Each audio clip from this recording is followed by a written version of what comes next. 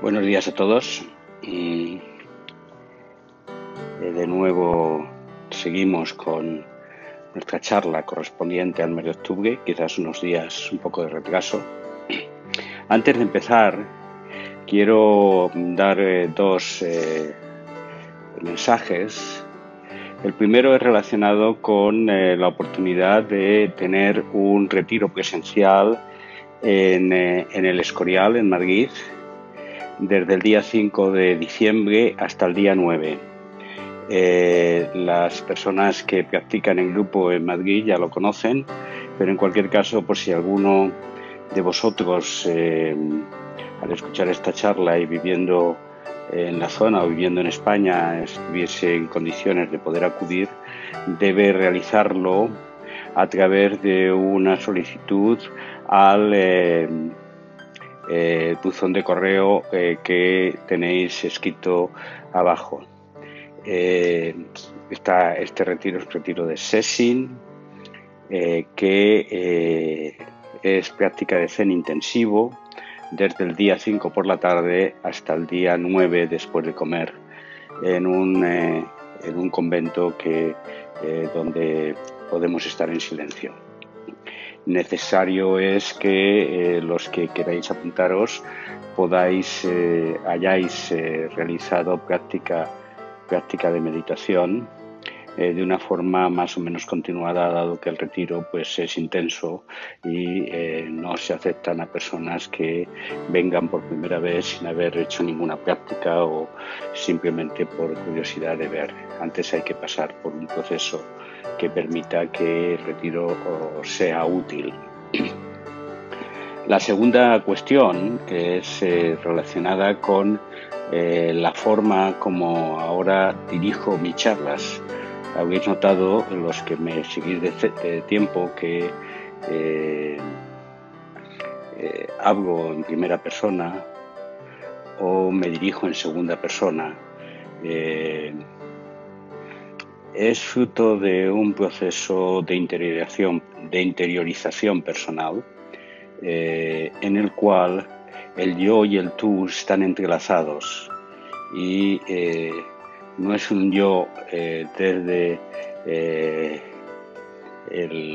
la experiencia egoica que pueda yo tener en el pasado, sino es un yo interior en el cual se encuentra con el tú. Por lo tanto, se establece un diálogo de corazón a corazón y prefiero hacerlo así.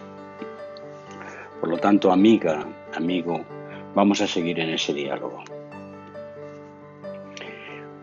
Hoy la charla va precisamente de eso, de la identidad del yo. Y parte de la charla será temática del retiro de Sessing que he anunciado, en el cual va dedicado a la pobreza de espíritu, a la experiencia del maestro Eckhart. Pero eso ya lo veremos más adelante. Quería empezar contando una anécdota personal.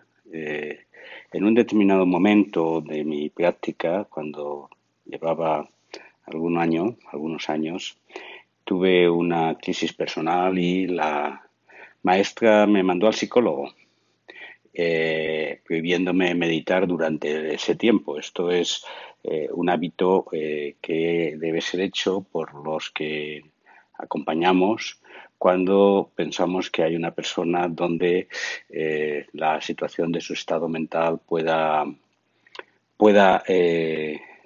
perjudicar en la práctica, ¿no?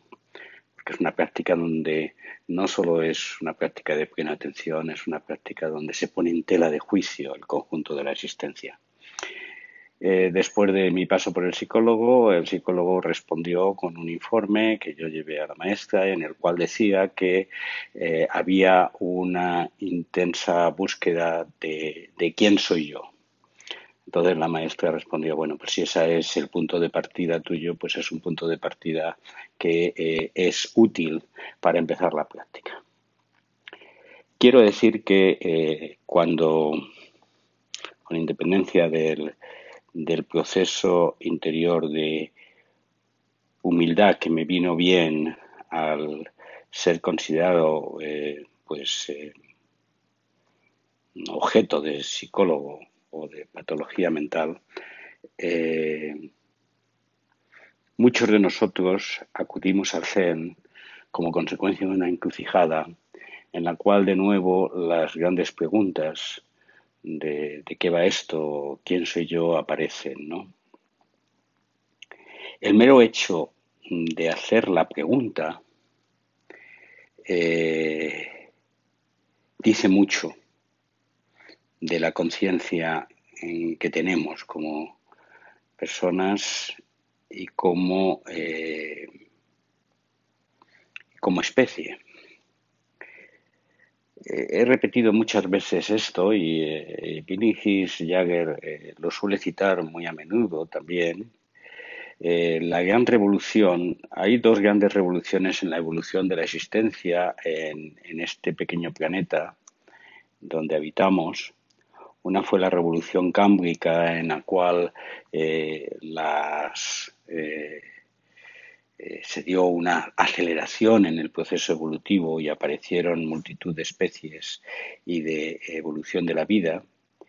Y otra es la llamada revolución cognitiva, que ocurrió hace entre 150 y 125 mil años, en un oscuro lugar de África, en el cual el homínido, que hasta entonces se distinguía poco de sus ancestros, del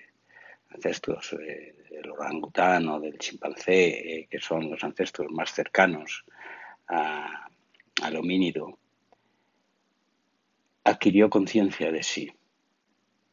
Y ese adquirir conciencia de sí, que lo repetimos muy a menudo, conviene que nos paremos en él, porque esto es lo que nos pasa también en el proceso de crecimiento en la primera infancia. Llega un determinado momento que hay una conciencia de que existo.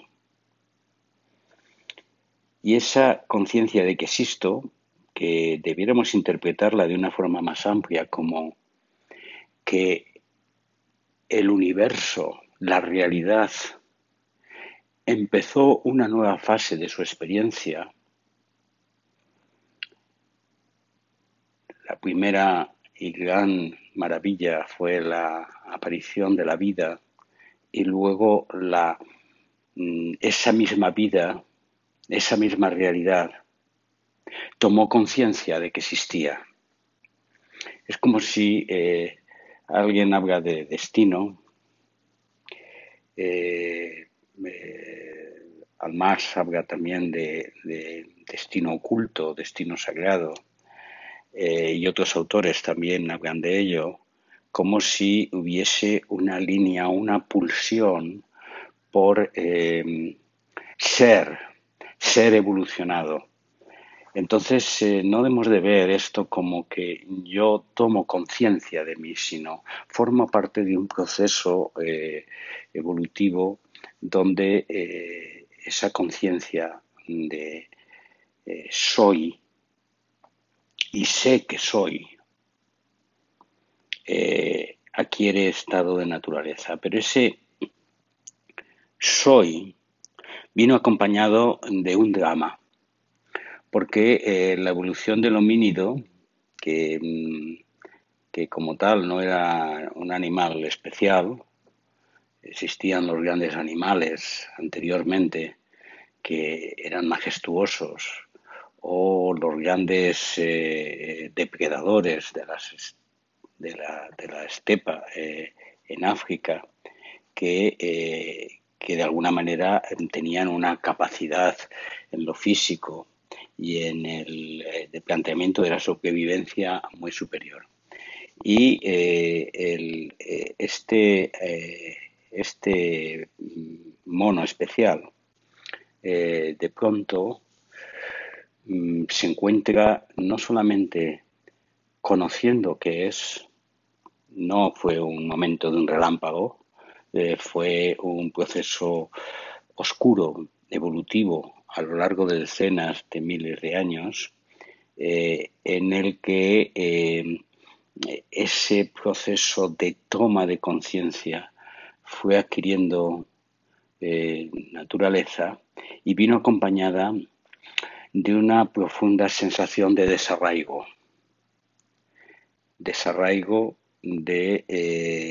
del medio en el que estoy, y de pronto de vulnerabilidad, de sensación de que puedo perecer. Y entonces hay una ansia por la sobrevivencia, una ansia por existir. Los autores nos dirán, y hay libros que analizan esto con una gran brillantez y lucidez, que fue la consecuencia de la capacidad de crear vínculos entre los iguales y la capacidad de crear una interpretación del mundo, lo que dio lugar al poder que la especie homínida demostró invadiendo la Tierra y sobreviviendo sobre el resto de los seres. Bien, pues nuestro cuerpo, nuestras emociones, nuestra interpretación del mundo, nuestro estado de conciencia se originó desde este punto, desde el punto de ser vulnerable, en peligro y en una aparente soledad en cuanto desarraigo, en cuanto separación. Necesitamos intensificar esa forma de vida como forma de vida individual desde ese estado de conciencia para poder emprender una trayectoria de sobrevivencia. Y ahí es donde surgió la organización del yo como la integración de una serie de agregados de esa existencia, empezando fundamentalmente por el cuerpo, pero también por lo que ese cuerpo sentía, lo que percibía, las percepciones, esas percepciones y lo que percibían, la interpretación que desde esa conciencia naciente se hacía de la experiencia y la consecuencia de el estado de conciencia que esa consecuencia adquiría. Bien, esta historia, dicho de formas muy diversas, ya la habéis oído muchas veces, la has oído muchas veces, pero cuando yo me interrogo a mí mismo, tengo que volver con frescura a volverla a sentir. Y hay una razón. La razón es que cuando evolucionamos a lo largo de la historia y especialmente desde la perspectiva de la conciencia que fue generada en Occidente, a través de esa transmisión de interpretación religiosa que se llamó judaica o cristiana, hay una interpretación de que para superar ese proceso debemos alienarnos, debemos reprimir el deseo de ser solo separado. Sin embargo, forma parte de nuestro elemento básico, de nuestra conciencia básica, lo que María Corbí llama conciencia depredadora. Depredadora no en un concepto peyorativo, un concepto de que somos animales depredadores, y eso en sí mismo no es ni bueno ni malo, la inmensa mayoría de las especies se nutren de ese proceso de depredación que consiste en sí mismo en tomar y buscar la solución de lo que son las pulsiones interiores, los deseos, las necesidades, empezando por las más básicas, la comida, el cobijo, la seguridad, la necesidad reproductiva, y pasar por, dicen nuestra cultura judeocristiana, que el proceso de superación viene por la represión, por la negación de nuestra conciencia depredadora. Y este es un proceso que muchos de los que inician actividad espiritual se meten. Yo diría que esto forma parte de una gran parte del drama de las culturas en Occidente y también en gran medida en algunos sectores de Oriente, un proceso de reprimir al individuo, de reprimir el planteamiento egoico y de negar la naturaleza como forma de alcanzar pues una conciencia más colectiva, de comunión, etcétera. O sea que lo que nos han enseñado es que como solución a esta pulsión continua que tengo de qué voy a comer, de qué voy a vivir, cuál es mi necesidad, qué cogeré de aquí, qué cogeré de allá, es la de reprimirlo. Sin embargo, forma parte de nuestra naturaleza diaria pues esta búsqueda de solución de necesidades. Piensa, amiga, que cuando nos interrogamos realmente por qué esta ansia, por qué tengo esta necesidad continua de búsqueda, de expectativas, de temores, de dinámicas de conseguiré, no conseguiré, esperaré, no esperaré, buscaré, cuál es mi proyecto, cuál es mi sentido, y en el sentido más profundo, realmente cuál es el destino de mi existencia. Cuando nos planteamos esto, partimos de una identificación con ese conjunto de agregados que es mi cuerpo, mi mente, mis percepciones, mi existencia, mi historia, a la cual he puesto nombre y realizo un proceso neurótico de aceptación y de negación al tiempo.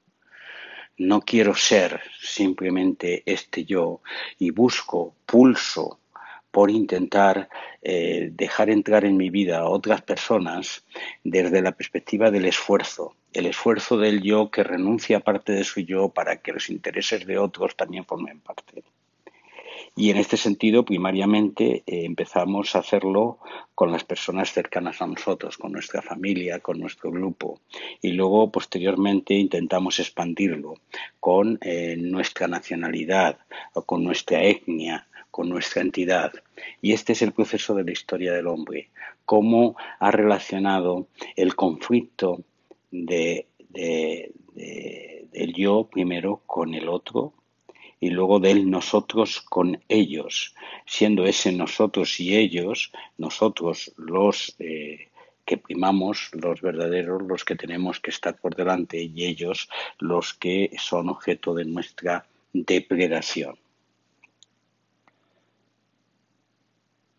No es el camino, dice Corbí, de superación de esta conciencia de este yo que soy, no es el camino el de la represión y la negación de la vida, la negación de la existencia.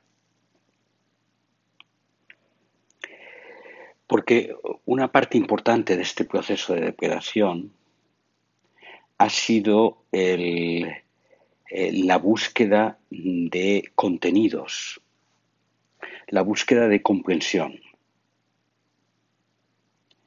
la búsqueda de evolución de este ser que desde esa nueva facultad de conocer quiere conocer más, quiere entender y parte de una esencia principal, que es soy insuficiente, no lo tengo todo, no lo sé todo, no me faltan cosas y tengo pulsiones que tengo que rellenar.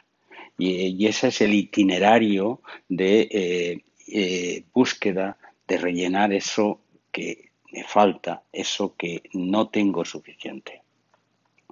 Esa es la conciencia que tengo. Por lo tanto, salgo de casa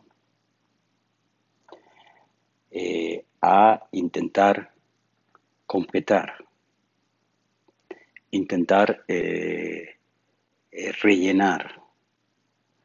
Salgo de casa como el moderno cazador, ya no sin la escopeta física o sin el arco y la flecha de antaño, sino con mi composición de esquemas, de acciones, de proyectos, de dinámicas que me permitan sobresalir, me permitan triunfar. Y nos hemos inventado los hombres un modelo social que le llamamos el mercado, al cual vamos a comprar y vender, a negociar, a comerciar, y en el cual, en ese comerciar, pues robamos, entre comillas, vendemos baratija, entre comillas, y compramos perlas, entre comillas. Este es el esquema universal en el cual nos movemos.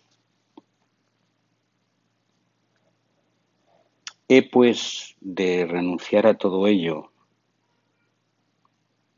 trascender, prescindir del mercado, prescindir de esa búsqueda de completar, he de entrenarme en el ayuno para no tener necesidad de la búsqueda de la comida, entrenarme en la ignorancia para no tener necesidad de saber más, entrenarme en el desprecio de los medios materiales, incluso de los medios emocionales, entrenarme en la abstinencia para no tener que estar pendiente de la búsqueda de quien complete mi sexualidad. He de hacer ese proceso anancástico, esto de autodestrucción de esta vida, como forma de interpretar ese mito, salvo una esencia que es en el fondo una entelequia, una idea de yo, sobre la base de la ruptura, la negación de lo que son los componentes que he creído que forman ese yo. Por lo tanto, el concepto del yo, como un concepto sólido,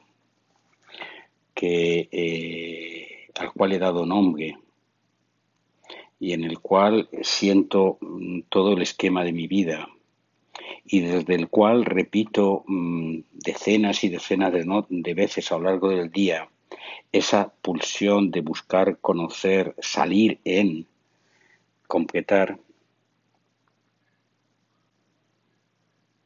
se pone en tela de juicio.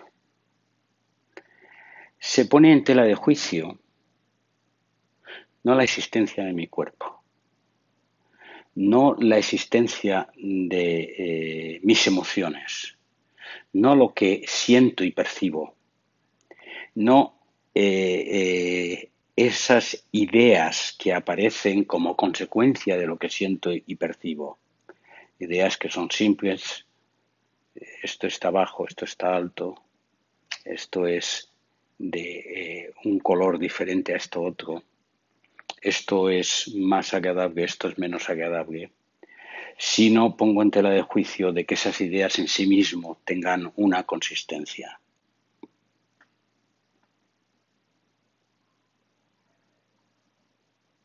Y me siento perdido.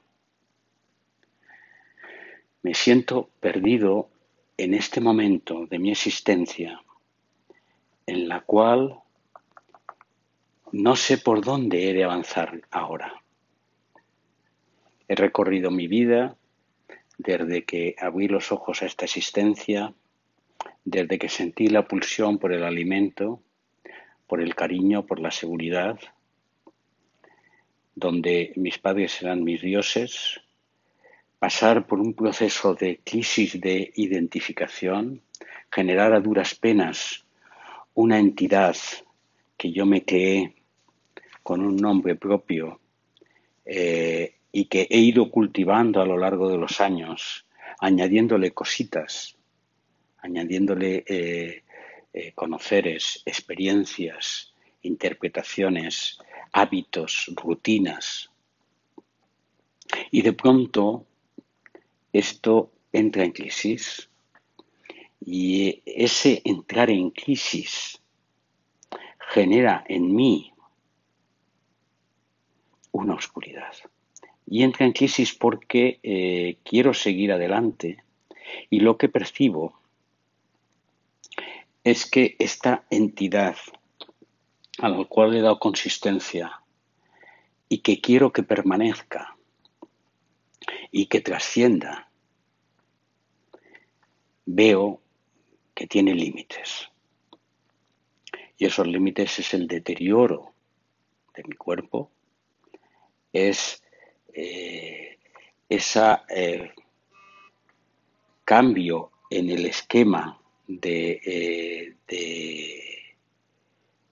capacidad de sentir o de capacidad de ideación. Incluso temo ese drama tan tremendo que se provoca en la vejez con la senilidad o con el Alzheimer, donde de pronto la caída de ciertos flujos neuronales provocan que deje de saber quién soy, deje de identificarme con ese saber quién soy. Y ahí está el punto.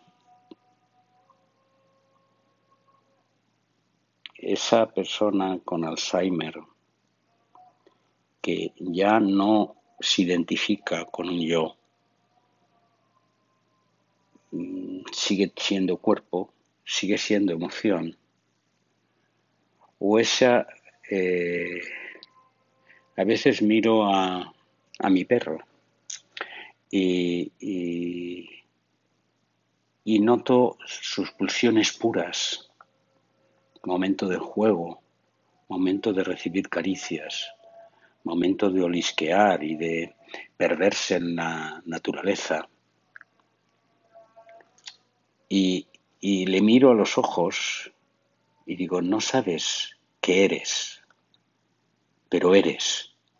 Y eres vibrante, y eres fuerza, y eres movimiento, y eres emoción, y eres pulsiones que se mueven. Y esas pulsiones es también depredación en tu caso.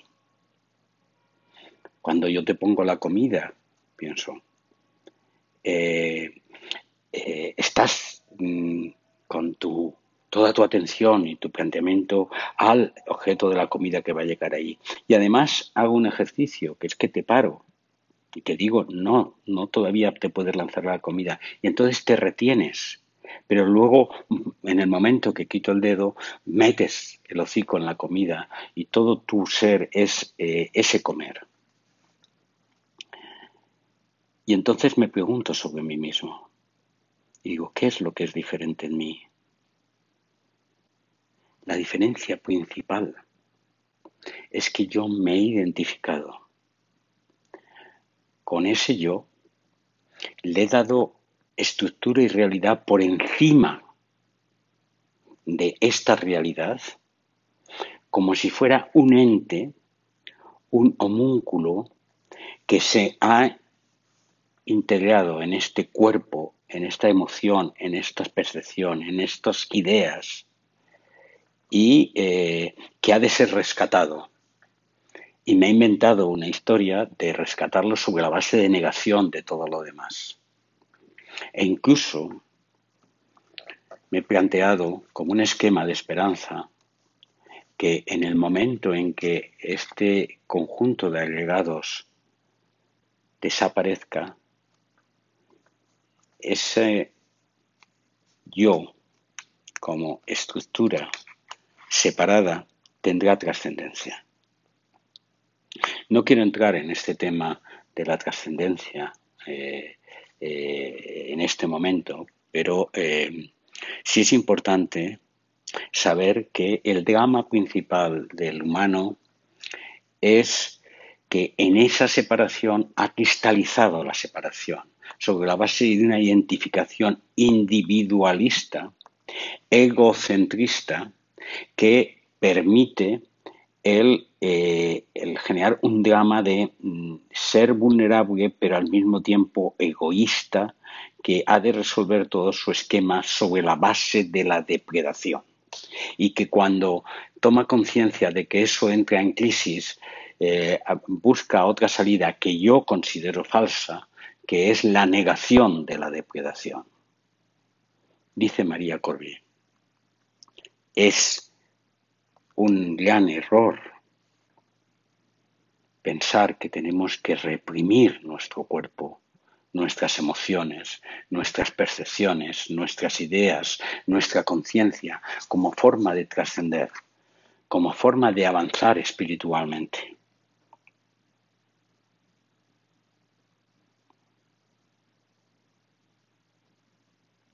¿Quién soy yo realmente? ¿Existe un yo realmente? ¿Existe este yo o ese tú que me estás escuchando como una estructura separada de la existencia? Si no hay una estructura separada de la existencia, esto es un individuo compuesto de cuerpo, mente y espíritu, que está desgajado de otros individuos, por mucho que tenga conexiones de relación. Si no hay una estructura separada de la existencia, reprimir, negar esas facultades, ese cuerpo, esa realidad, esa experiencia, es un atentado contra el conjunto de la realidad. El que tú te reprimas, el que tú te niegues a ti misma, es un atentado contra mí mismo y un atentado contra cualquiera. Si no existe realmente esa barrera entre el yo y el tú, entre el nosotros y ellos, entre los cognitivos y los no cognitivos, entre los seres animados y no animados, lo que existe son experiencias que se realizan en cada momento y a la cual hay que incorporarse. Y ahí surge un elemento en el cual se explaya ampliamente Corbí en ese fabuloso libro que se llama Hacia una espiritualidad laica y que yo tanto he recomendado. Hay un anhelo interior de conocer y conectar sin que venga acompañado de la necesidad de completar el esquema de mis deseos y mis necesidades. Luego, existe una no alternativa, sino un planteamiento dual entre tengo pulsión por comer y necesito comer y cojo comida, quizás de una forma más civilizada que la que hace más civilizada entre comillas, el león matando al cervatillo. pero de igual manera, y que es neutral en sí misma. Curiosamente, aquí donde estoy, bueno, pues como no hay cadena de frío, pues cuando uno quiere comprar pollo lo compra vivo y se lo matan delante. Entonces, el presenciar cómo muere el pollo parece que eh, es mucho más dramático. Y es que a veces pensamos los europeos que los pollos nacen y viven en el congelador y se originan en el supermercado, cuando realmente pues sabemos que no es así, ¿no? Lo mismo que las plantas y lo mismo que cualquier otra cosa que utilizamos para comer. Pero no quiero marcharme del esquema este. Hay un anhelo que acompaña esta existencia de conocer, de sentir, de percibir y de vivir, no sobre la base de mi pulsión por rellenar, sino simplemente de una forma directa. Y ese anhelo se expresa en todos nosotros en formas diversas. Es la pulsión por estar, por empatizar, por conectar, la pulsión por la comunión, la pulsión por el conocimiento puro, gratuito, sin necesidad. Hay una forma bella de expresarlo por este autor que dice: existe un calor en el seno de mí mismo que se transforma en luz en contacto con lo que nos rodea. Y este calor, esta pulsión por el conocimiento directo, está conectado, funciona en paralelo con el forma de vivir desde la depredación. Cuando la palabra depredación no la llenamos de contenido negativo, sino simplemente es lo que es. Hay una gran revolución a la cual te invito en una frase que en alguna ocasión me has oído pronunciar, que es esa frase de el Buda, que dice: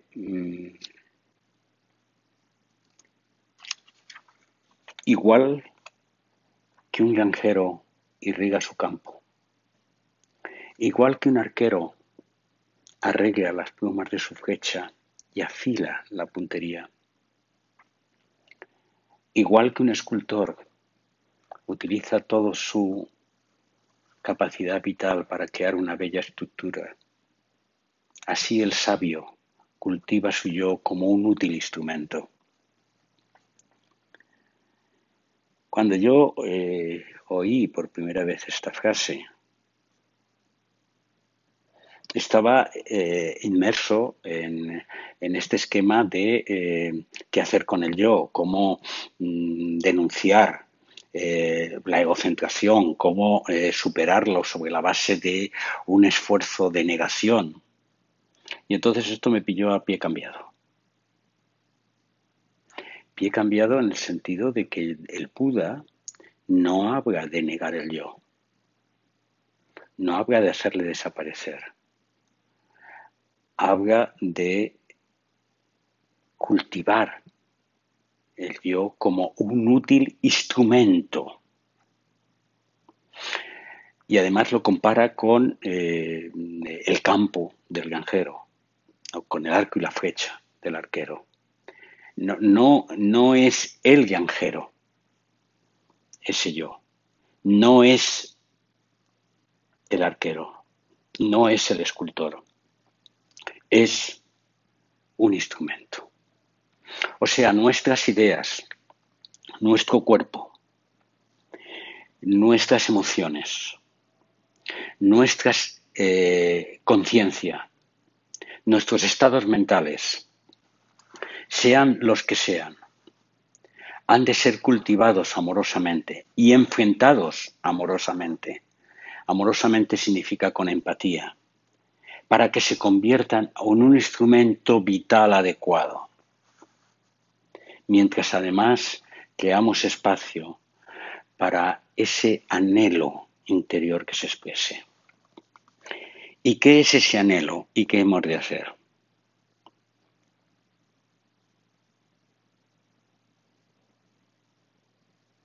Eckhart lo cita de una manera profundamente provocadora y que nos da mucha luz, pero al mismo tiempo nos mete en una incomprensión. Venir a ser quien era cuando no era. O sea, Eckhart desde una visión mística da vigencia a existir, a la existencia, antes, en y después de que esta agregación puntual y temporal que se ha coincidido en este cuerpo, en estas emociones, en estos pensamientos, en esta forma de vivir, en esta experiencia, se desparramen y avancen en su propia realidad hacia otra forma de existencia. Hay en ese trasfondo un existir, no un ser, un existir. Sin esta forma de existencia, que se mantiene en esta forma de existencia y que pulsa desde dentro como un anhelo profundo por ser. Ser no para, no ser en función de, no ser buscando qué, sino simplemente ser, expresión pura y simple en sí misma. Ser en el conocer, ser en el estar, ser en el conectar. Una forma de ser, de conocer, de estar, sin que exista en función de. O sea, es un ser gratuito. Y en ese sentido, expresándolo en nuestros términos culturales, un ser en lo divino.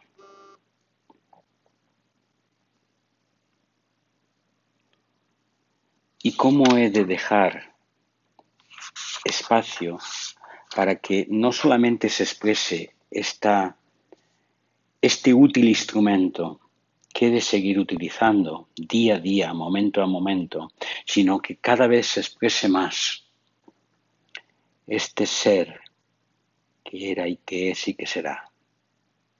No como un ser eterno, sino como una transformación permanente, que está en el trasfondo de toda realidad, sobre la base de dejar espacio de silencio. Y esto es exactamente lo que hacemos en la práctica del Zen. Lo que hacemos en la práctica del Zen es purificar la existencia de nuestro ámbito depredador, dejando un espacio para que ese anhelo de ser en sí mismo se exprese. Cuando nos sentamos, reducimos al máximo, simplificamos al máximo las diferentes pulsiones que existen. No negamos nuestro cuerpo, sino le damos solidez. No negamos esta emoción que transita, sino que no nos identificamos con ella, no nos vamos con ella ni con estas ideas, sino simplemente estamos aquí, siendo montaña. ¿Para qué? Para que este flujo de expresión de ser se exprese en mí, se exprese en ti, como una forma de conocer y de avanzar puro, gratuito, expresión de la realidad, sin necesidad de justificarse, sin necesidad de expresarse en función de un querer o de un poder o de un ser o de un saber.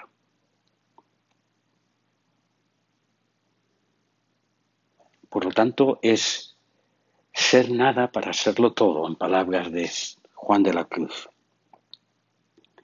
Esa nada que ahora me pulsiona, ese vacío de existencia separada que se expresa en el silencio. Por lo tanto, he de cambiar la pregunta y en vez de decir quién soy, que es como una pulsión neurótica por identificar un contenido de yo, he de decir qué es esto. ¿Qué es esto que se expresa en este momento?